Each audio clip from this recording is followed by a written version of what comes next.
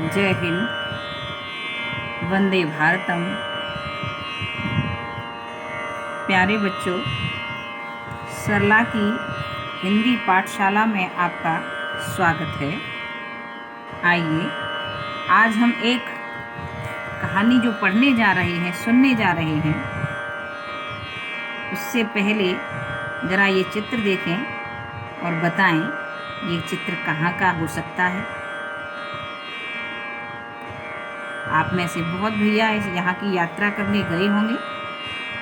जी हाँ, ये चित्र हरिद्वार का है। आप पहचान रहे होंगे हरिद्वार में कौन सी नदी बहती है। जी हाँ, हरिद्वार में गंगा नदी बहती है, पतित पावनी गंगा माँ। आइए आज हम जानते हैं कि गंगा, यमुना, सतलुज, झेलम, रावी, ताप्ती, ये विभिन्न नदियाँ जो भारत को सुशोभित करती हैं, कहाँ पर इनका जन्म हुआ।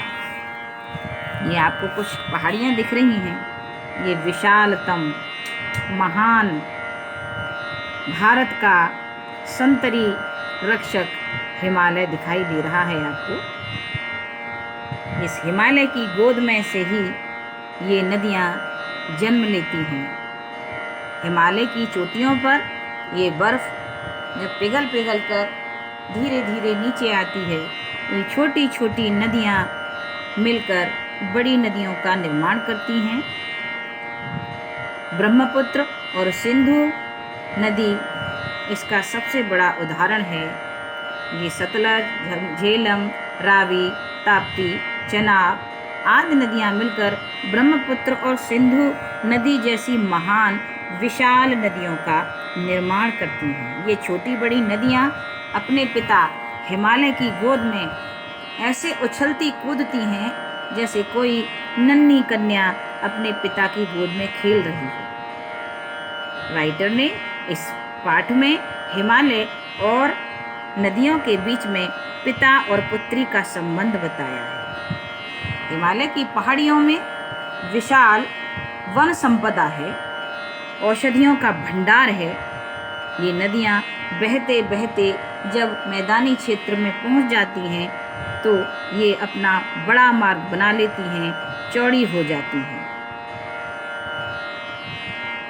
जिस प्रकार एक संभ्रांत महिला अपनी उम्र आने पर शांत और गंभीर हो जाती है, वैसे ही ये नदियाँ मैदानी क्षेत्रों में आकर शांत और गंभीर दिखाई देती हैं, जबकि हिमालय के गोद में ये उछलते कूदते हुए चंचल कन्याओं जैसी दिखाई देती हैं। ये नदियाँ भारत की भूभाग मैदानी क्षेत्रों की सिंचाई करते करते पूरे जनमानस का हृदय तृप्त करती हैं, कंठ की प्यास मिटाती हैं, उदर पूर्ति करती हैं, भूख मिटाती हैं। इन्हीं नदियों के शीतल जल से, पवित्र जल से बहुत सारे भारतीय मैदानों के भूभाग की सिंचाई होती है।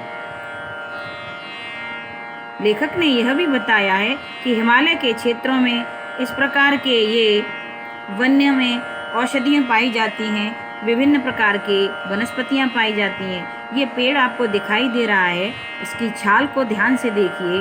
ये भोजपत्र का पेड़ है।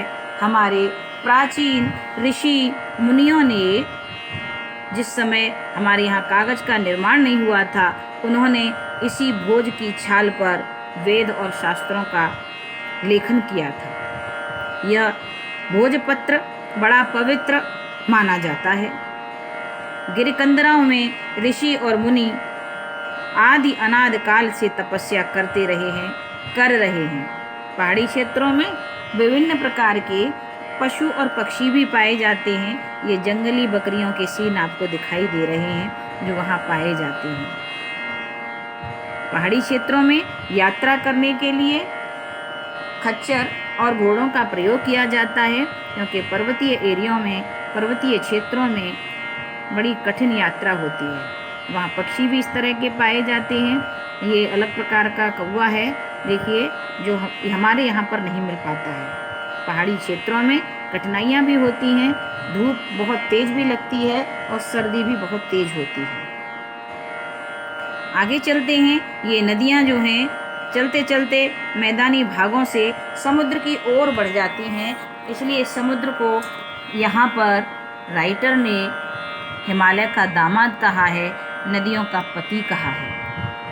ये नदी जैसे भारत की गंगा नदी बंगाल की खाड़ी में गिरती है। ये बंगाल की खाड़ी का चित्र आपको दिखाई देते हैं।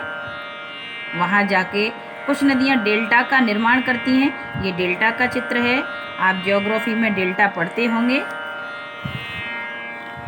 जब कोई नदी बहकर मिट्टी को इकट्ठे करके ले जाती है और दो भागों में बट जाती है, बीच में मिट्टी इकट्ठी हो जाती है, मुहाना बन जाता है, तो उस क्षेत्र को डेल्टा कहा जाता है। इस पाठ में लेखक ने महाकवि कालिदास का भी वर्णन किया है। कालिदास ने जो मेघदूत लिखा था उसमें हिमालय वर्णन और हिमालय की वनस्पतियों की महिमा का बखान किया गया है। इस प्रकार पाठ हमारा पूर्ण होता है। यहीं तक लेखक ने वर्णन किया है। पाठ का आप गंभीरता से अध्ययन कर लेंगे। आज की हिंदी पाठशाला में इतना ही। जय हिंद।